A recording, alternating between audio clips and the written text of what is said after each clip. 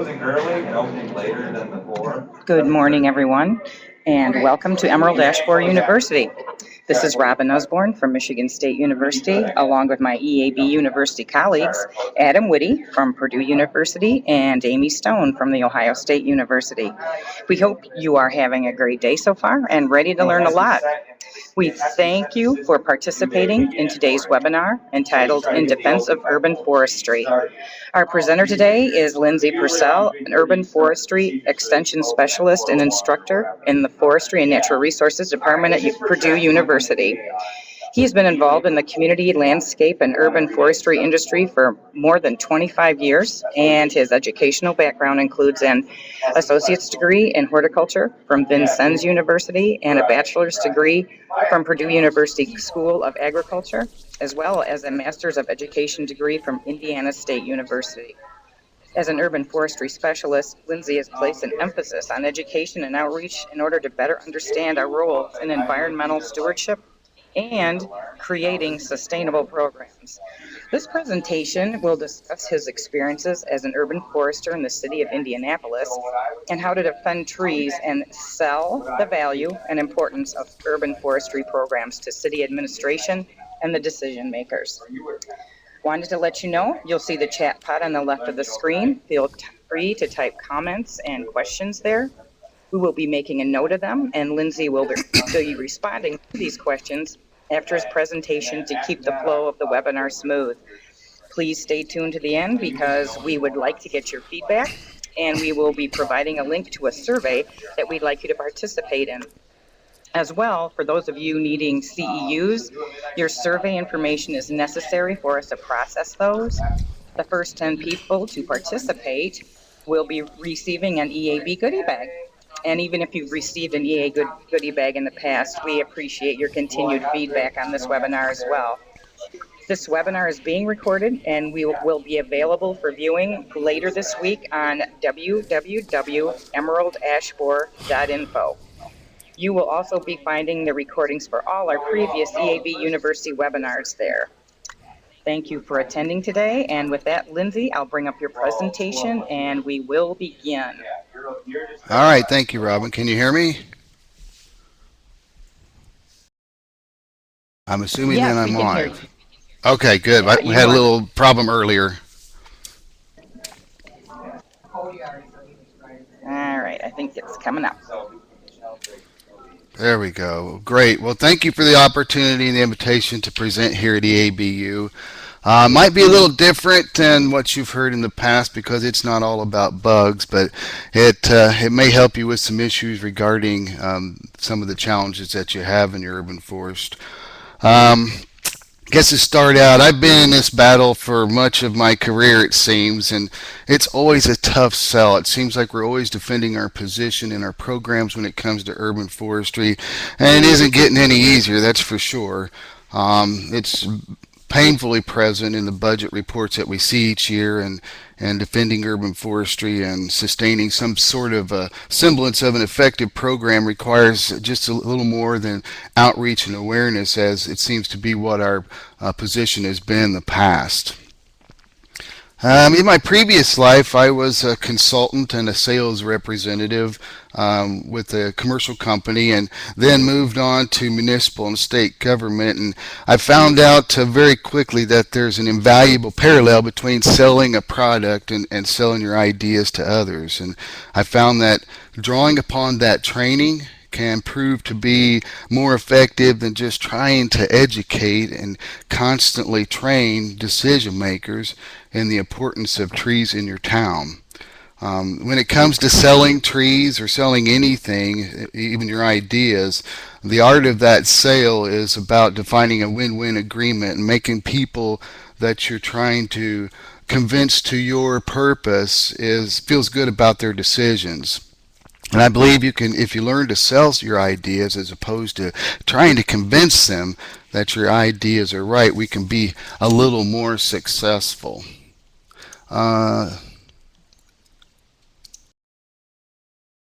Make sure this is working right. All right.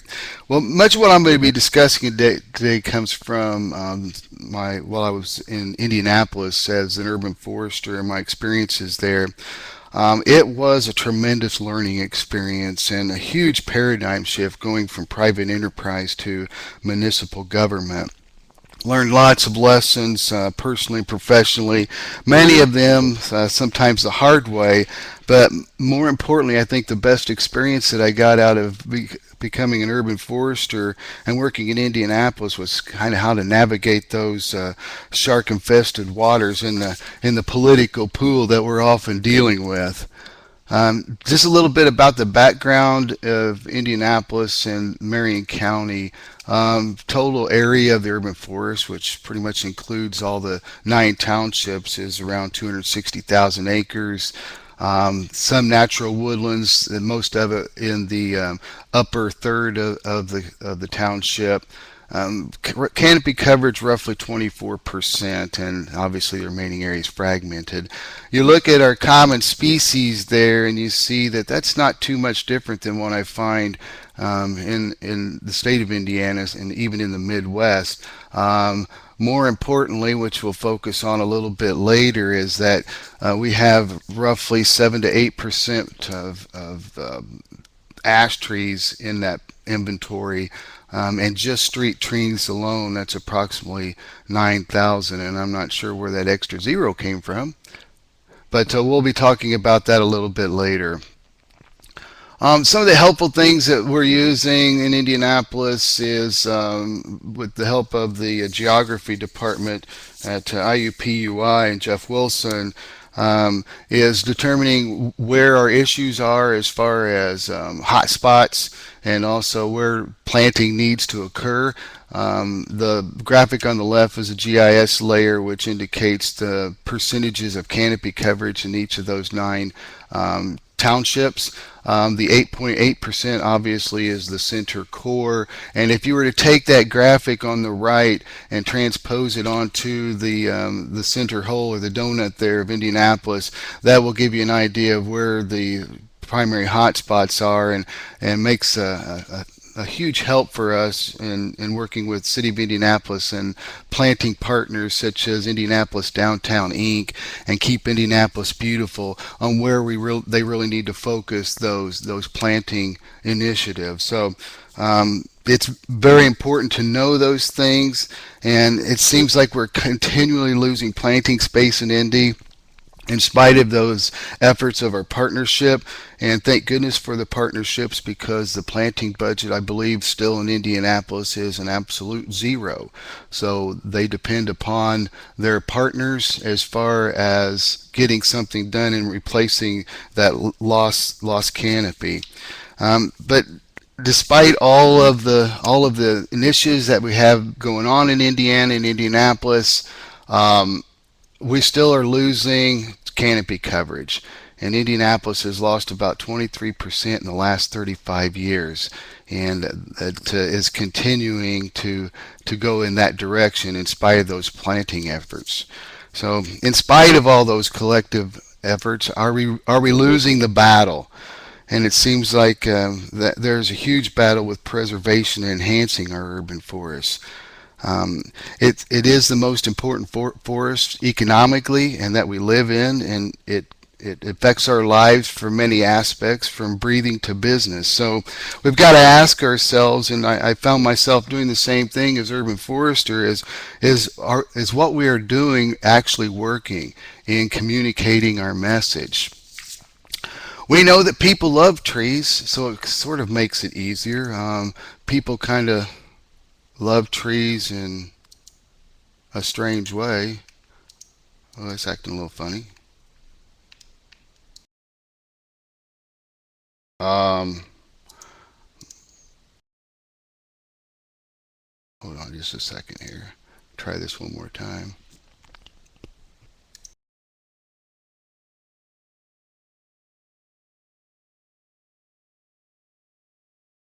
Well, apparently some of my animations aren't working well, but people will show their affection for trees in very strange ways. I show my class this to kind of give an idea of how much people love trees, and this was somebody who had decided to decorate a local tree in Indianapolis with doll heads.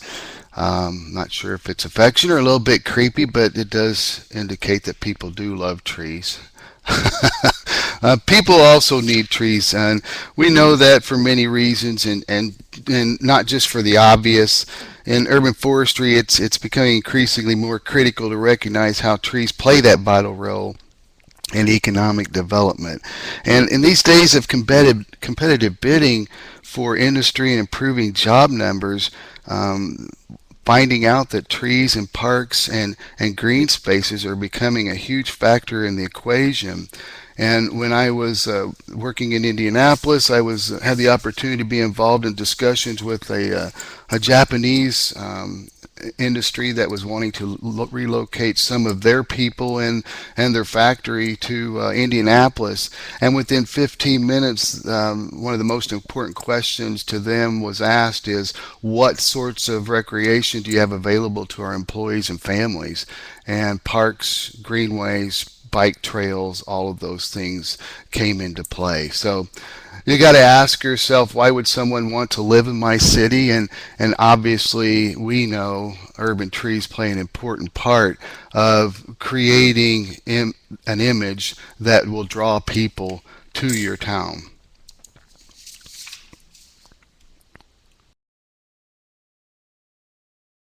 Some of the challenges, urban forestry, we've all faced these if we've been involved directly with government, and we realize the daily challenges in trying to manage those programs. And while I was in Indianapolis as urban forester, I survived 3 administrations, and all very distinctly different, depending upon administrative agenda, actually coming down to whether or not there was Democrat or Republican. Not necessarily one was any better or any worse than others, but they all had very different initiatives and platforms in which they were elected on. Budgetary concerns. Over a 10-year period I was in Indianapolis, it was a roller coaster as far as availability and importance placed on urban forestry and trees in the city. Also, going down the ladder as far as departmental priorities. I had three departmental directors, all very different in prioritization of resources in parks and recreation. I'm not sure how a lot of people feel, but I almost believe that it should be more recreation and parks as opposed to parks and recreation, because it seems like trees often get the last seat in the house when it comes to doling out or financial resources, and also what kind of internal resources we have to work with. So it is all about the money. But you got to ask yourself, what you going to do? So I suggest a new role in tree advocacy, and that's being a salesman. Simply put, we have spent an incredible amount of time and energy and resources on telling decision makers why trees are good, but I'm not sure it's effective anymore. And it's certainly been my experience. Education alone isn't working. In fact, I think it's actually counterproductive to what we're trying to do.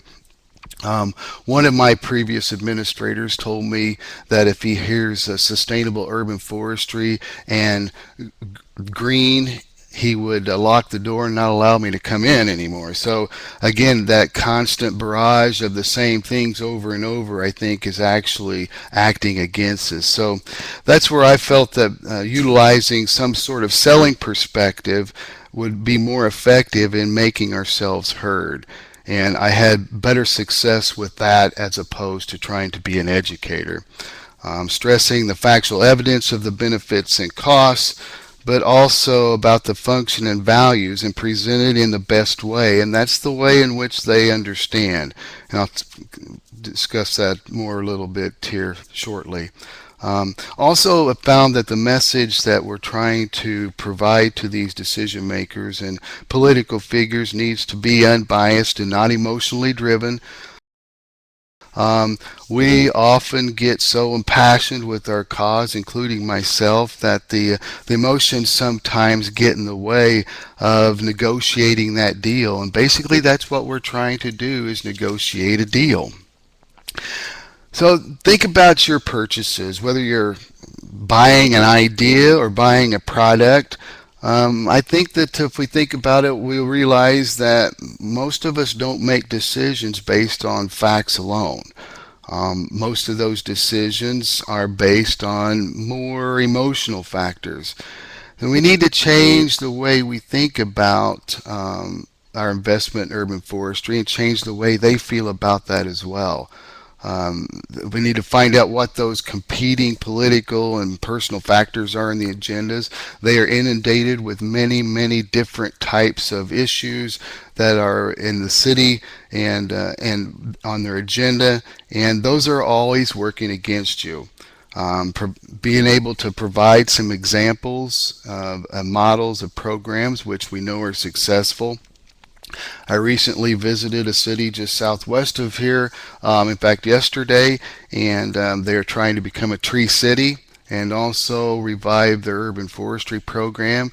And the first question she asked me is, do you know of any models that are successful or any communities that are doing it right that we can talk to and get some ideas from? So using those examples of other successful programs will help sell those goals. So also in this process, realize that we're entering negotiations with these folks with our own agenda. We want something, obviously, regarding trees, but it may not be on their agenda, and likely it's not. So it's important that we try to understand that they have their own agenda, and that's okay. We just need to figure out how it all connects and why they should actually care.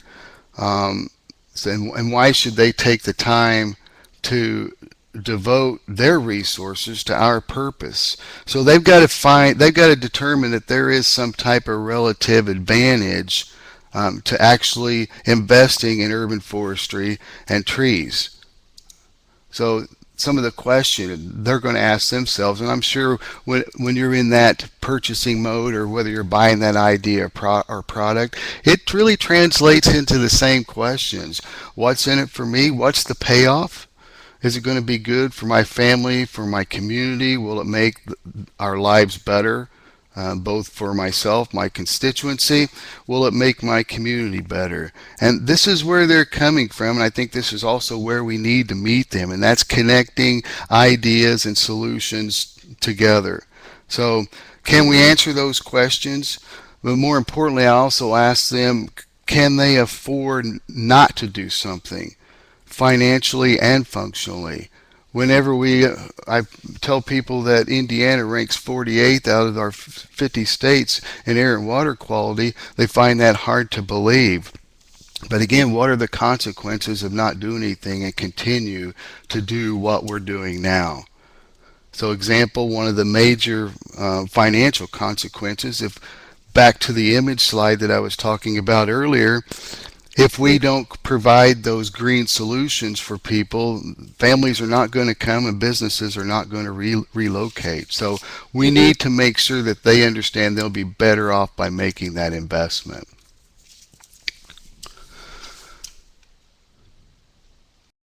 A little bit of a lag here, apologize.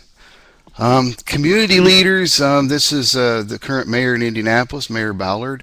And I found that in discussing with administration that we've got to first understand where they're at and then try to be understood, to borrow a phrase from Dr. Covey in his book.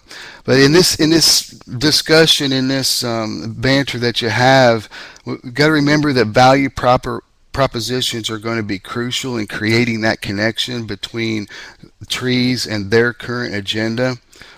Communication of values which we try to match very neatly with their initiatives and the issues they're facing.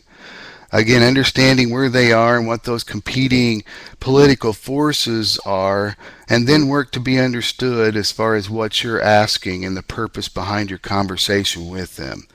They may have some vision, but they're also driven by politics and very, very complex agendas. And we've got to try to help them in our purpose and in our efforts, try to navigate both politics and issues.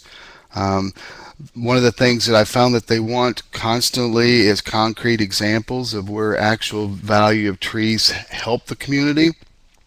So knowing those facts that are specifically related to your area helps tremendously.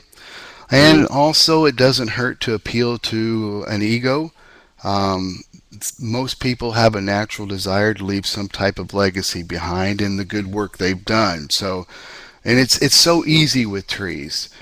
Because they're typically not a polarizing issue as many of the things are that the mayor is facing. So trees can be a great olive branch for a lot of different things.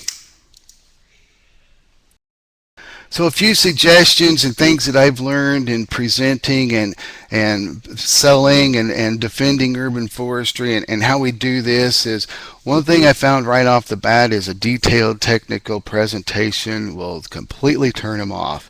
It will not catch their interest. They're inundated with facts and figures constantly. So the best thing to do is just start by asking questions and figure out where they're at.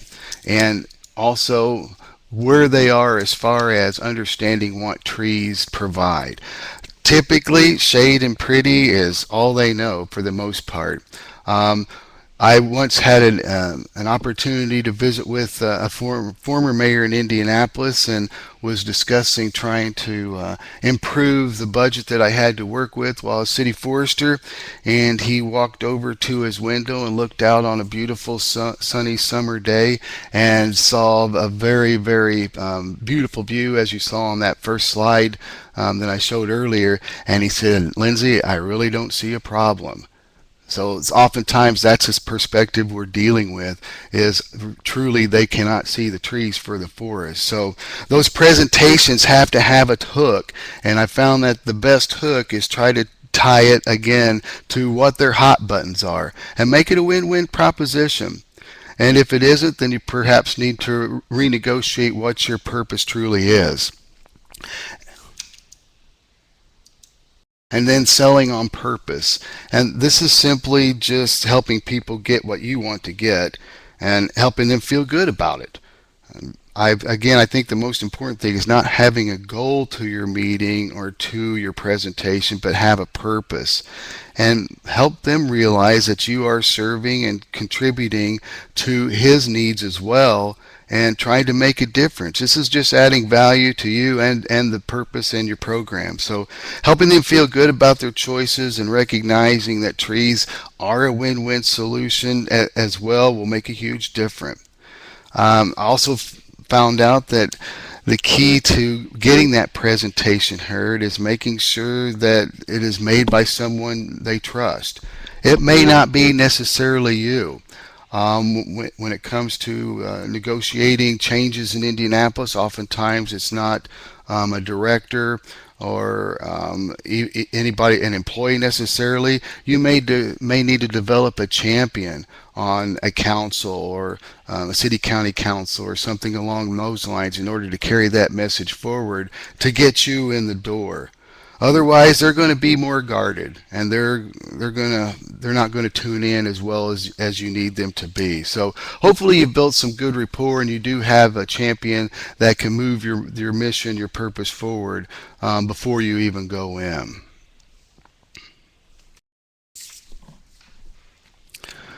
Oh, we've seen this ad nauseum, I know. We all know those benefits, but do they understand what they are is the question. I often liken this list to that game show Jeopardy, and these would be all of the answers on each one of those squares on the board.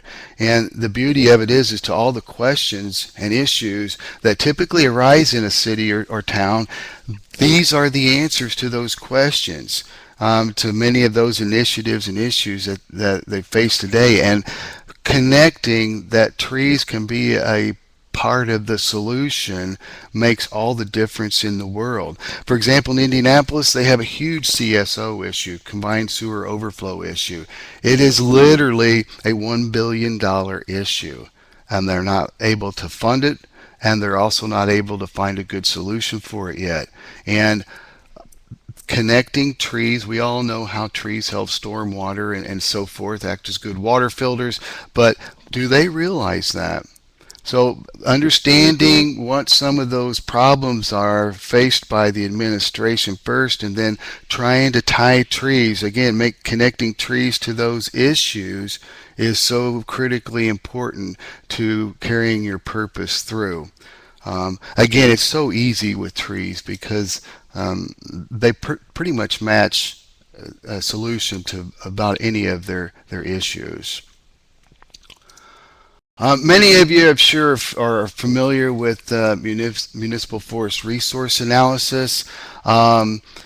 We all know, we have probably all seen this, and if you're not familiar with it, then I suggest you go out and get a copy today. Indianapolis is one of 19 reference cities in which we're in the Midwest-South climate zone. It actually quantifies some of the benefits and also talks about what the resource is available in Indianapolis and that surrounding area. And this, prior to the appearance of this particular document, there was really very little available on the benefits of tree other than general research, but it was never tied to anything directly to our city or even our immediate area. And this quickly became one of my favorite sales tool and literally a savior of trees firsthand for me in Indy. And what this document proved, coming from someone else, third party, was that you can quantifiably prove that there is a return on investment with these very, very important capital assets that we have called trees. A little bit about what the MFRA revealed to us was we only captured information based on street trees only. It did not include any of the 210 plus designated parks in Indianapolis. Just with those street trees only, had assessed valuation of almost $6 million. Replacement value of the street trees was around $113 million. Total average of all the benefits per tree was $49. $8 was the maintenance expenses per tree annually. And this really looks good, but it can be deceiving. 6 to 1 as far as dollars and benefits for every dollar spent. But the downside of that is the fact that Indianapolis also spent less on planting and managing trees than any other of the reference cities. So that came to about less than $1 per person. And based on the timing of that particular report, the city of Indianapolis only allocated 0.17% of their overall operating budget to urban forestry. So it's not a good place to be in, especially when you're trying to manage the urban forests and maintain a viable, robust urban forestry program. But again, those are the facts. I'd like to back up just a second to talk about trees as capital assets. And when I was considering how to best communicate regarding budgets, I found out that talking in dollar signs and money and stuff was the best way to go. And this is about the ROI and asset accounting. This again was the concept that made a huge difference in conversation with administration and those people holding the purse strings, because now we're speaking in their terms, in terms they understand. I had to go back and review some of my old Ag Econ stuff because it had been a long time that I looked to any of that stuff and never thought I'd use it again as far as my career in urban forestry. But after reading more about this and the whole capital asset concept, it really made sense that trees do fall into the overall infrastructure, or what we call the pool of common resources. If you look at the definition of what a capital asset is, it's tangible property, which obviously trees are. They're not easily converted into cash, which certainly trees are not, and they're typically held for a long period of time, in which we certainly hope they are. An asset evaluates or appreciates over time, its value, and certainly trees do that. And it is truly the best way or best example of a capital asset. It should be no different than stop signs, stop lights, sidewalks, curbs, streets, or any other infrastructure in a community. And as soon as I started using those terms with our budget director in the Parks and Recreation Department, it created a whole new set of dialogue that we could communicate on, and that's where they get it. And again, that's where you make that connection. Otherwise, they're tuning out. I have to tell you about a case study, an application where I was able to put those numbers to work. Honestly, it wasn't much more than 6 months after we received the final report from the Forest Service that I was able to actually utilize this and find out how incredibly value and what a great sales tool that resource analysis was. It was about Burdsal Parkway in Indianapolis. It's a historic parkway designed by George Kessler. It's adjacent to one of the oldest parks in the city, and Kessler actually designed it as a people mover to get folks from inner city out to nature. And at that time, Burdsal Park attaches to Riverside Park, and at that time it was relatively rural, managed green space. The Burdsal Parkway was a tree-lined parkway containing in this particular area that I'm trying to basically defend was 64 trees, primarily oak, with an average DBH of 24 inches. This is Burdsal Parkway back when it was first planted. I believe it was 1919, and this is what it looks like now. Beautiful oak-lined street with a beautiful median that is used by the community intensively. And the project was, if you can see where that gentleman is standing there in the middle of that lawn space, they were going to install a 5-foot water main that went from the White River in Riverside Park all the way through Burdsal Parkway to the downtown area where the water station is.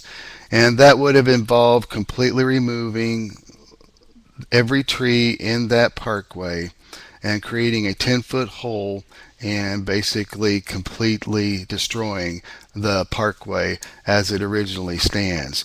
Well, of course, I took that to task and found that, let's see, that I had an opportunity to actually put the numbers to work. So based on what was provided to me in the MFRA, and also using the Council of Landscape Tree Appraisers 9th edition, appraised value of average of nearly $12,000, and the appraised value of the tree planting was $777,000. In 2007, the Urban Forestry Department put nearly $80,000 into plant health care, improving the planting space a little bit, and also typical pruning and risk management issues there. As far as the functional benefits, around $158 per tree annually, and functional benefits just for that median alone was roughly $10,000 and some odd dollars, and obviously increasing annually each year. So also using iTree and the tree benefits calculator, the value of the tree planting in the Burdsal Parkway median was over $750,000. And after presenting my findings in a very succinct, simple report, well prepared about the value of those trees. Gave it to the director of metropolitan development in the mayor's office, and yes, those trees are still standing today. Still patting myself on the back for that. Very small victory indeed, but nevertheless, it was a great strategy for saving trees in terms they understand. At first, I started out, well, what's going to be the impact to the neighborhood? Where are people going to go? A lot of people walk their dogs, play frisbee, and so forth. That really doesn't mean anything. What it came down to was the dollars and cents, and valuing those trees in terms they understand and making that connection. So there's more interesting ways of building tree values. I like sharing my experiences while in Indianapolis. I got a call that somebody had wrapped one of the honey locust trees downtown with it's like contact paper with coins, and great idea, great outreach, and I wish I could find out what the purpose of and what they were doing there, but it certainly drew some attention. But obviously there's better ways of building value on trees. But we're still losing sales in spite of what we're doing nationally. I'm fairly certain these rough numbers are pretty accurate based on some of the organizations I talk to. I might be off a little bit on them, but you can see, regardless of the preciseness of the numbers there, that it is going down nationally, which translates into locally. It's going down as well. I interviewed, when I was also working on trying to improve the budget in Indianapolis, I created a survey that I sent to urban foresters that I knew in 20 major cities across the nation of similar size or perhaps population, or also fairly close as far as urban forestry or urban forest canopy coverage, and it was the same thing. Consistently lower budgets, and actually some of them were in jeopardy of losing their jobs, of which many are not there anymore. So we are losing sales. Just a snapshot of urban forestry budget comparison in Indianapolis for a portion of time while I was there. Started out with over $1 million budget. When I left, they were roughly at $750,000. And right now, from 2010 to current year, they're only being promised $300,000 to work with, both contractually with street crew companies, contractors, and also internal resources as far as their crews go. And when you think about 117,000 trees roughly that need to be maintained, and also the onslaught of our tsunami wave of EAB, and the fact that there's 209 plus designated parks with trees in it, that's not much to work with. So we'll go back to the pain in the ass that I talked about earlier. Remember, there was approximately 9,000 street trees, and based on our inventory, we can average those out to about 16 inches DBH. And based on the current contract numbers that we have to work with, we figured that just the removal costs for those 9,000 trees, remember, that's just street trees only, doesn't include the parks or the greenways, is roughly $4.5 million. Talking with a debris management company, the debris management costs would be around $250,000. And I should put an asterisk beside that, because that is only if all of the removed trees and associated debris with it is brought to one staging location where they can just chop and grind into some sort of usable mulch. So if it's scattered around the city, which most likely it will be, I estimate those costs going up between 5 and 6 times due to just mobilization charges and logistics. So again, that's sort of a conservative view of what the cost could be, but certainly greater than the $300,000 budget that they have to work with. Now, just FYI, we figured that based on reduction figures and calculations that would generate about 36,000 cubic yards of debris, which equals, depending upon moisture content, around 7,000 tons of material. That's a lot of mulch. So hopefully there's a lot of landscape beds in Indianapolis to use. It can be a great source of income, but obviously that's not your best way to go about it. There is a plan in place. When I found the emerald ash borer in Indianapolis on the northeast side, so gosh, look, some 7 years, 6, 7 years ago now, we came out with a plan that we felt was suitable based on help from Purdue and Dr. Sadoff and others involved in that strategic planning that we initially had. And by the way, this plan's available. I think Robin has it if anybody wants a copy of it just for their own purpose or to reuse it or get some ideas off of it. But you know, the thing is, it felt like it was a very, very competent plan and confident that it would work. But you know what? Again, they got to buy into it.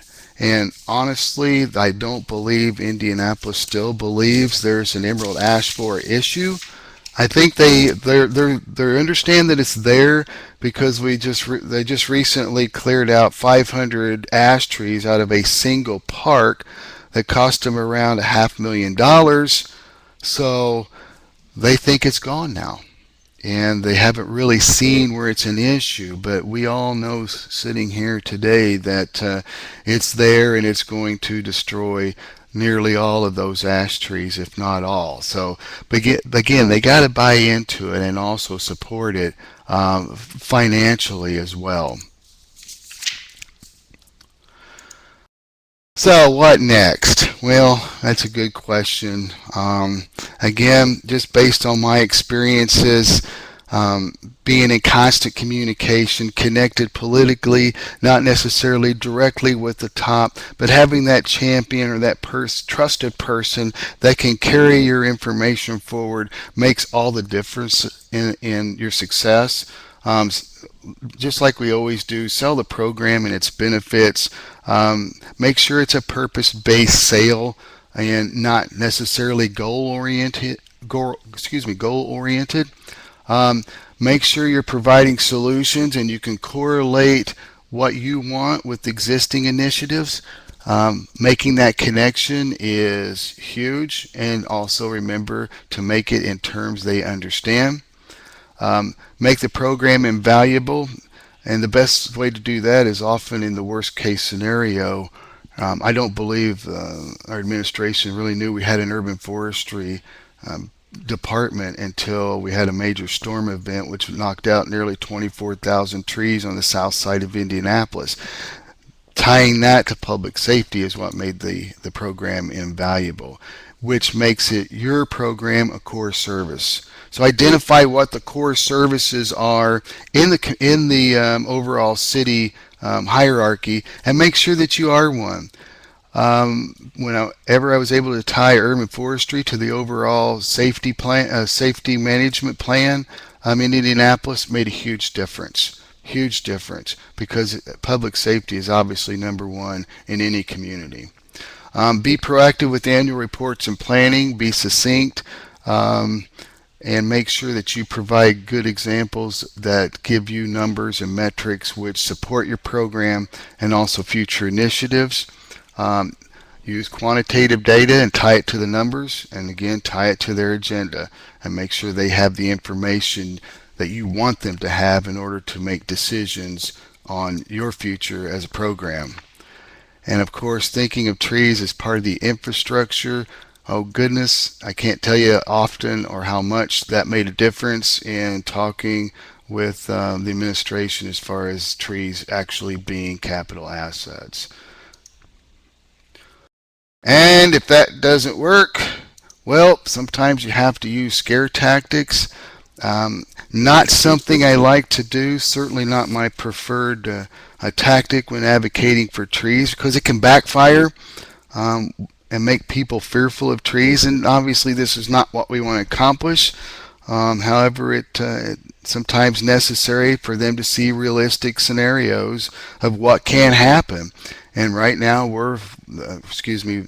they in Indianapolis are finding out that with the decline of these ash trees that they're starting to fall. And obviously unhealthy trees are not safe. There's inherent risk with trees. Every tree will fall at some time. They don't fail at random, but eventually they will fail. And so we need to be proactive and illustrate what can be the potential damage or potential consequences of not acting, as I mentioned earlier. Back to that public safety, that made the biggest difference. Disappeared on me here. Urban forestry, again, should be a component of the overall comprehensive emergency management plan. I went after the tornado, the first tornado I experienced in Indianapolis area. I was beginning to be invited to these emergency management planning meetings, sitting there with the fire department, the police department, the park rangers, all of those people, and I was at the table getting involved in the discussions on what should happen if we have some type of environmental event which would disrupt normal activities in the city. So making sure that you let the administration know and recognize that there is a safety factor there and that you are part of keeping the public safe was of tremendous value in moving our program forward at the time. So just about finished up here. I guess just my last soapbox measure here is really I think preservation is as important as planting. In some communities are so focused on planting trees and they're not growing their trees. They're not maintaining a healthy, sustainable canopy, which is providing all the benefits that we so desperately need. Honestly, I think that's the most difficult concept for people to grasp, and encouraging those long-term maintenance programs in your community. And also working regionally, not just locally. In Indianapolis, I was able to establish some partnerships with surrounding counties to share some expenses and create sort of a co-op purchasing arrangement for uses like in debris management and also contractual issues. So that helped as well. So collaborating with not just other programs, but also collaboration with other departments is also critical in defending urban forestry as well. I think that's it. So are there any questions? One of the questions was, what are suggestions for shifting funding interest from planting to long-term maintenance? And one of the things that I think that would be is critical help would be to the long-term maintenance is, again, tie it to safety. I know that probably doesn't make sense or what we necessarily are trying to accomplish, but long-term maintenance creates a safer urban forest. In accomplishing that, you're obviously going to accomplish a more sustainable tree. So I think tying maintenance again to public safety is the best way to go. Prior to me becoming part of that public safety strategy planning, I could hardly get $1 for anything. And then when they found out what we have to do when it comes to storm events and things like that, then there was a better recognition of that. One of questions is, what are your favorite models of cities doing it right? You know, Adam, I was asked that very question yesterday when I was doing a municipal tree care training for municipal workers. And you know what?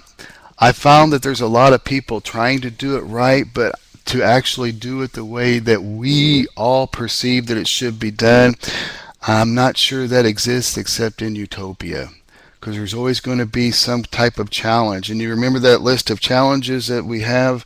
You notice that none of those had to do with any type of biotic factors or invasives and exotics that we're faced with. So I think always preaching and continuing to be a tree evangelist is going to help.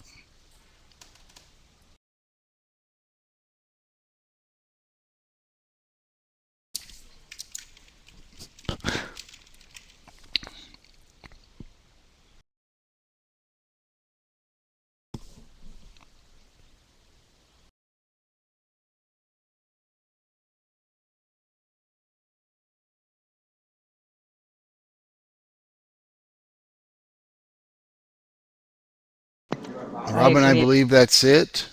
Yeah, like I agree. Defined utopia. Thank you very much, Lindsay.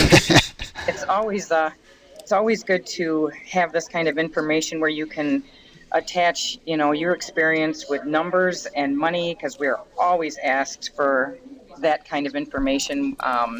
Okay, what can you tell me? What are the numbers? What are the statistics? And it's always a tough thing to find sometimes. So, Well, great. I appreciate the opportunity, and again, it was kind of different from what you're probably used to hearing, but maybe some of those suggestions can help others in getting what they want as far as protecting their trees.